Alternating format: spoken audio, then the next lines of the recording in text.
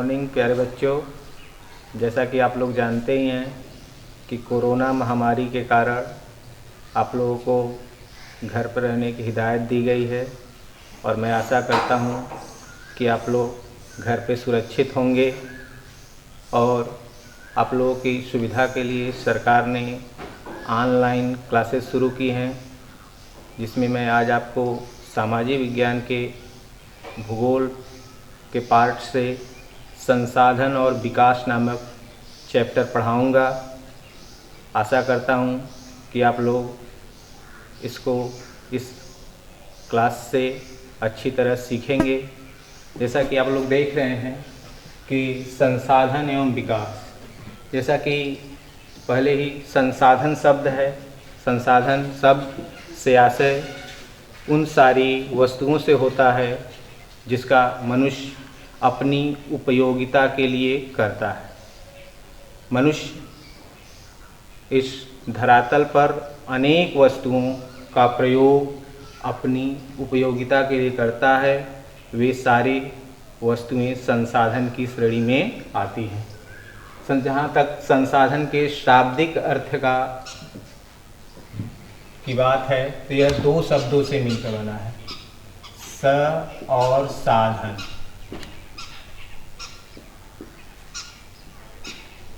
जिसमें स का अर्थ है पुनः और साधन का अर्थ है प्राप्ति।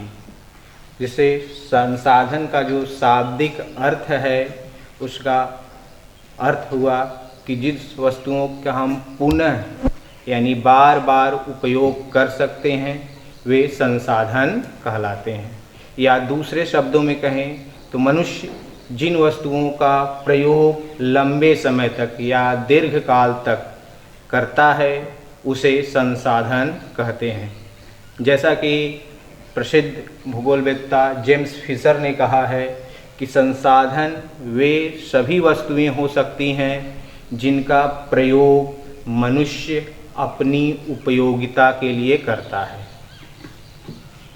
तो संसाधन के वर्गीकरण की हम बात करते हैं तो संसाधन दो प्रकार के होते हैं। पहला है प्राकृतिक संसाधन और दूसरा मानवीय संसाधन। तो सबसे पहले हम प्राकृतिक संसाधन के बारे में देखें। प्राकृतिक संसाधन उन सभी वस्तुओं को कहा जाता है जिसको प्रकृति द्वारा हमें निःशुल्क प्रदान किया गया है। वे सारी वस्तुएं जो प्रकृति द्वारा हमें निःशुल्क रूप से प्रदान की गई हैं उन्हें प्राकृतिक संसाधन कहते हैं। और मानवीय संसाधन, मनुष्य इन संसाधन की श्रेणी में आता है। मनुष्य और उसके द्वारा बनाए गए समुदाय, विशेष इत्यादि इस श्रेणी में आते हैं। तो सबसे पहले हम प्राकृतिक संसाधनों के बारे में बात करेंगे। तो प्राकृतिक संसाधन दो प्रकार के होते हैं। पहला है नवीकरणीय योग्य संसाधन, दूसरा अनवीकरणीय योग्य संसाधन। तो पहले नवीकरणीय योग्य संसाधन ऐसे संसाधन जिनका हम नवीनीकरण कर सकते, जिनका प्रयोग करने पर वे समाप्त नहीं होते, उन्हें नवीनीकरणीय संसाधन कहा जाता है। जैसे आपका जल है, हवा है, पेड़ पौधे, वनस्पतियाँ इत्यादि नवीनीकरणीय संसाधन के अंतर्गत आते हैं। दूसरा अनवीकरणीय योग्य संसाधन ऐसे संसाधन जिनका हम एक बार प्रयोग करते हैं और पुनः उनका हम दोबारा उपयोग नहीं कर सकते, या दूसरे शब्द में कहें तो एक बार प्रयोग करने पर उनकी गुणवत्ता समाप्त हो जाती है, उन्हें अनवीकरणीय योग्य संसाधन कहते हैं। जैसे खनिज तेल है, कोयला है, प्राकृतिक गैस इत्यादि संसाधन अनवीकरणीय योग्य संसाधन के अंतर्गत आते हैं। तो नवीकरणीय योग्य संसाधन दो प्रकार के होते हैं, एक अजैव संसाधन, दूसरा जैव संसाधन। तो पहला है अजैव संसाधन। ऐसे संसाधन जो में जीवन नहीं पाया जाता, यानी जो जीव जंतुओं, मनुष्यों या पेड़ पौधों के अवशेषों से नहीं निर्मित होते, उन्हें अजैव संसाधन कहा जाता है। जैसे आपका पर्वत है, पठार है, भूमि है इत्यादि अजैव संसाधन के अंतर्गत आते हैं। और जैव संसाधन जिन संसाधनों में जीवन पाया जाता है, जो जीव जंतुओं, मनुष्यों और पेड़ पौधों के अवशेषों से प्राप्त होते हैं, उन्हें जैव संसाधन कहा जाता है। जैसे कोयला है, खनिज तेल, प्राकृतिक गैस इत्यादि जैव संसाधन की श्रेणी में आते हैं। और इस जैव संसाधन को हम दो भागों में बांटते हैं, पहला है प्राकृतिक वनस्पति, दूसरा वन्य जीव। तो प्राकृतिक वनस्पति तो हमारे धरातल पर भारी मात्रा में पेड़ पौधे और वनस्पतियां पाई जाती हैं, उन्हें प्राकृतिक वनस्पति कहा जाता है। और इन पेड़ पौधों और वनस्पतियों के बीच कुछ जीव जंतु भी पाए जाते हैं, उन्हें वन्य जीवों की श्रेणी में रखा जाता है। और अनवीकरणीय योग्य संसाधन में कुछ संसाधन ऐसे हैं जिनका हम पुनर्चक्रण के माध्यम से दोबारा हम उनका उपयोग कर सकते हैं, उन्हें पुनः चक्रीय संसाधन कहते हैं। जैसे लोहा है, तांबा है, सोना है, इनका हम पुनर्चक्रण, एक बार खराब हो जाने पर उनका पुनर्चक्रण कर सकते हैं, उन्हें पुनः चक्रीय संसाधन की श्रेणी में रखा जाता है। और दूसरा है अचक्रीय संसाधन, ऐसे संसाधन जिनका हम पुनर्चक्रण नहीं कर सकते, इनका एक बार हम प्रयोग करते हैं वे सदा के लिए समाप्त हो जाते हैं, उनको दोबारा हम उपयोग नहीं कर सकते, उन्हें अचक्रीय संसाधन कहा जाता है। जैसे कोयला है, खनिज तेल इत्यादि अचक्रीय संसाधन की श्रेणी में आते हैं। दूसरा मानवीय संसाधन के संरचनाएं एवं संस्थाएं। मनुष्य मानवीय खुद में एक मानवीय संसाधन है। मनुष्य के बिना धरातल पर किसी भी संसाधन का कोई अस्तित्व नहीं है। धरातल पर पाए जाने वाले सभी संसाधनों का उपयोग मनुष्य के द्वारा ही किया जाता है। तो मनुष्य अनेक संस्थाएं निर्मित करता है, वह मानवीय संसाधन के अंतर्गत आते हैं। मात्रा एवं गुणवत्ता, उन संसाधनों की मात्रा कितनी है और उसकी गुणवत्ता कैसी है, यह सब मानवीय संसाधन के द्वारा हम मानवीय संसाधन में इसका अध्ययन करते हैं। दूसरा है वर्गीकरण का आधार। जो संसाधन हैं उनके वर्गीकरण का आधार क्या है, किन किन आधारों पर इन संसाधनों को वर्गीकृत किया गया है। तो पहला है उत्पत्ति के आधार पर, किसी भी संसाधन की उत्पत्ति कैसे हुई है, इस आधार पर संसाधनों को दो श्रेणी में बांटा गया है। पहला है जैव संसाधन, दूसरा अजैव संसाधन। तो जैव संसाधन जिन संसाधनों की उत्पत्ति पेड़ पौधों, जीव जंतुओं और मनुष्यों इत्यादि के द्वारा हुई है, उसे जैव संसाधन कहते हैं।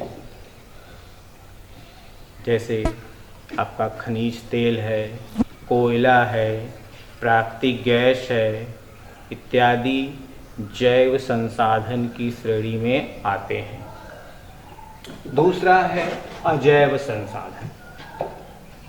तो अजैव संसाधन जिन संसाधनों की उत्पत्ति जीव जंतुओं, पेड़ पौधों या मनुष्यों के अवशेषों से नहीं हुई है, उन्हें अजैव संसाधन की श्रेणी में रखा जाता है। जैसे पर्वत है, पठार है, भूमि है इत्यादि अजैव संसाधन की श्रेणी में आते हैं। दूसरा आधार है समाप्यता के आधार पर, कि कौन सा संसाधन किस आधार पर समाप्त होता है। उस आधार पर संसाधनों को दो श्रेणी में बांटा गया है, नवीकरणीय और अनवीकरणीय। तो पहला है नवीकरणीय संसाधन। तो ऐसे संसाधन जिनका एक बार उपयोग करने पर उसमें नवीनीकरण किया जा सकता है, या दूसरे शब्दों में हम कहें तो एक बार प्रयोग करने पर उसकी गुणवत्ता सदा के लिए समाप्त नहीं होती, उसका हम पुनः उपयोग कर सकते हैं। उन्हें नवीकरणीय संसाधन कहा जाता है। इन संसाधनों में आपका विभिन्न प्रकार के खनिज पदार्थ आते हैं, जैसे आपका लोहा है, तांबा है, सोना है, चांदी है।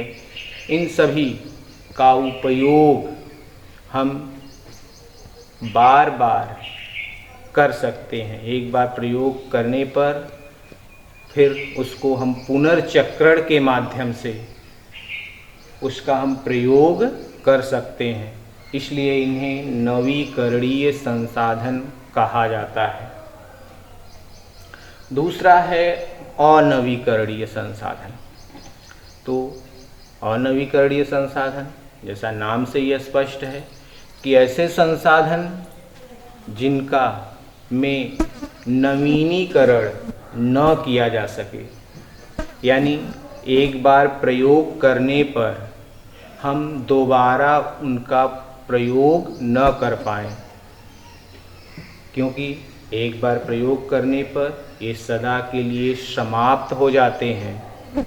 ऐसे संसाधनों को अनवीकरणीय संसाधन कहा जाता है। इसके में कुछ खनिज आते हैं, जैसे कोयला है। कोयला के जलाने पर उससे हम दोबारा उपयोग में नहीं ला सकते। खनिज तेल है, खनिज तेल का भी प्रयोग करने पर हम दोबारा उसमें को प्रयोग में नहीं ला सकते। ऐसे ही प्राकृतिक गैस भी है। तीसरा है स्वामित्व के आधार पर। तो स्वामित्व के आधार पर जो संसाधन हैं वह 4 प्रकार के होते हैं। पहला है व्यक्तिगत संसाधन। तो हमारे धरातल पर कुछ ऐसे संसाधन पाए जाते हैं जिन पर किसी व्यक्ति विशेष का स्वामित्व होता है, उसे व्यक्तिगत संसाधन कहते हैं। जैसे हमारे यहाँ किसी भूमि पर किसी किसान का स्वामित्व होता है, किसी बगीचे पर किसी किसान का स्वामित्व होता है, उस संसाधन को व्यक्तिगत संसाधन की श्रेणी में रखा जाता है। दूसरा है सामुदायिक संसाधन। हमारे यहाँ कुछ ऐसे संसाधन होते हैं जिन पर किसी व्यक्ति विशेष का अधिकार न होकर पूरे समुदाय का अधिकार होता है। पूरे समुदाय के लोग उस संसाधन का प्रयोग करते हैं। उन्हें सामुदायिक संसाधन कहा जाता है। जैसे हमारे यहाँ गाँव में खेलकूद के लिए मैदान बने हुए हैं, सड़कें बनी हुई हैं, चारागाह हैं, जिनका प्रयोग पूरे समुदाय के लोग करते हैं। उन्हें सामुदायिक संसाधन कहा जाता है। तीसरा है राष्ट्रीय संसाधन। ऐसे संसाधन जिस पर किसी देश का स्वामित्व होता है, सरकार जनहित में उन संसाधनों पर अपना अधिकार रखती है, उसे राष्ट्रीय संसाधन कहा जाता है। चौथा है अंतर्राष्ट्रीय संसाधन। कुछ संसाधन ऐसे होते हैं, कुछ विश्व की ऐसी संस्थाएं होती हैं जो विश्व के कुछ संसाधनों पर अपना अधिकार रखती हैं, उन्हें अंतर्राष्ट्रीय संसाधन की श्रेणी में रखा जाता है। जैसे किसी भी देश की सीमा से 200 मीटर के बाद अंतर्राष्ट्रीय सीमा शुरू होती है, जो इस पर किसी अंतर्राष्ट्रीय संस्था का स्वामित्व होता है। वहाँ पर किसी भी गतिविधि को करने के लिए अंतर्राष्ट्रीय अनुमति लेनी आवश्यक होती है। और अगला पॉइंट है विकास के आधार पर। तो किसी भी संसाधन का विकास किस आधार पर होता है, उस आधार पर संसाधन को 3 भागों में बांटा गया है। पहला है संभावी संसाधन, जिन्हें संभाव्य संसाधन भी कहा जाता है। ये ऐसे संसाधन हैं जो हमारे धरातल पर तो उपलब्ध हैं, लेकिन तकनीकी अभाव के कारण उसका उपयोग हम नहीं कर पाते, क्योंकि हमारी तकनीकी कुशलता उतनी उत्तम नहीं है कि हम उसका प्रयोग कर पाएँ। ऐसे संसाधनों को संभावी संसाधन कहा जाता है। जैसे अफ्रीका महाद्वीप के में कांगो नदी में जल विद्युत उत्पादन की अपार संभावनाएं निहित हैं, लेकिन तकनीकी अभाव के कारण वहाँ पर जल विद्युत का उत्पादन नहीं किया जा सकता। इससे ऐसे संसाधनों को संभावी संसाधन कहा जाता है। दूसरा है विकसित संसाधन। तो ऐसे संसाधन जिनका विकास हो चुका है, जिनका सर्वेक्षण हो चुका है और उनकी मात्रा और गुणवत्ता निर्धारित की जा चुकी है, लेकिन अभी उनसे उत्पादन नहीं हो रहा है, ऐसे संसाधनों को विकसित संसाधन कहा जाता है। तीसरा है संचित संसाधन। तो ऐसे संसाधन जिनकी मात्रा, गुणवत्ता इत्यादि निर्धारित की जा चुकी है और उनसे निरंतर उत्पादन कार्य किया जा रहा है, ऐसे संसाधनों को संचित संसाधन कहा जाता है। तो यह वर्गीकरण का आधार था कि किस आधार पर संसाधनों का वर्गीकरण किया जाता है। आगे है संसाधन संरक्षण।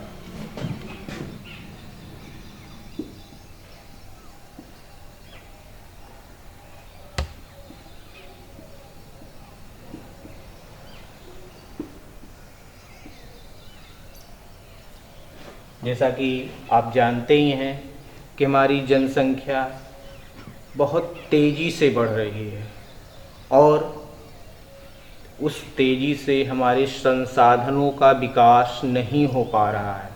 इसलिए हमें संसाधन संरक्षण की आवश्यकता महसूस की गई, ताकि हम संसाधनों को भविष्य के लिए बचाकर रख सकें। तो संसाधन संरक्षण का अर्थ ही है कि संसाधनों का विवेकपूर्ण ढंग से उपयोग करना, ताकि वे भविष्य के लिए बचे रहें। यानी हमें जितनी आवश्यकता है हम उतनी ही संसाधनों का उपयोग करें ताकि इन संसाधनों को भविष्य के लिए बचा कर रखा जाए। और संसाधनों के संरक्षण के लिए अनेक बातें आवश्यक हैं। पहला है कि हम संसाधनों का दुरुपयोग न करें। बहुत सारे लोग होते हैं जिनके पास संसाधन अधिक मात्रा में होता है, वे उन संसाधनों का दुरुपयोग करते हैं, जिसके कारण आने वाले समय में वे संसाधन या तो समाप्त हो सकते हैं या हमारे क्षेत्रों से समाप्त हो सकते हैं, जिसके कारण हमें भविष्य में काफ़ी कठिनाई का सामना करना पड़ सकता है। जैसे हमारे यहाँ जो जीवाश्म ईंधन है, जैसे कोयला है, खनिज तेल है, प्राकृतिक गैस है, उन संसाधनों की मात्रा हमारे भूगर्भ में निश्चित है और इसी तरह से हम उसका उपयोग करते रहें तो आने वाले समय में उन संसाधनों वह संसाधन समाप्त हो सकते हैं और फिर उनके बदले उनसे जो हम कार्य लेते हैं वे हमारे कार्य रुक जाएंगे। और संसाधन संरक्षण के लिए सबसे आवश्यक है कि हम गैर परंपरागत संसाधनों का विकास करें। जैसे सौर ऊर्जा है, पवन ऊर्जा है, ज्वारीय ऊर्जा है, इन सब का उपयोग करके भी हम संसाधनों का संरक्षण कर सकते हैं। अगर हम इन संसाधनों का विवेकपूर्ण ढंग से उपयोग नहीं करेंगे तो आने वाले समय में ये संसाधन समाप्त हो सकते हैं।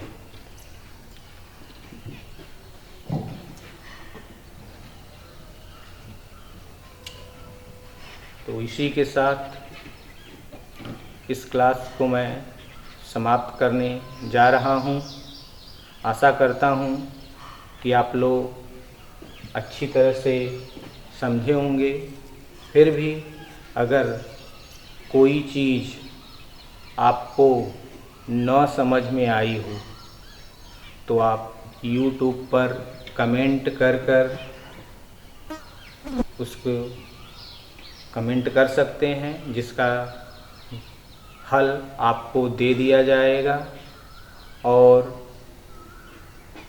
आप घर पे बैठकर अच्छे से पढ़ाई करेंगे और बाकी चीज़ें अगले क्लास में हम आपको बताएंगे।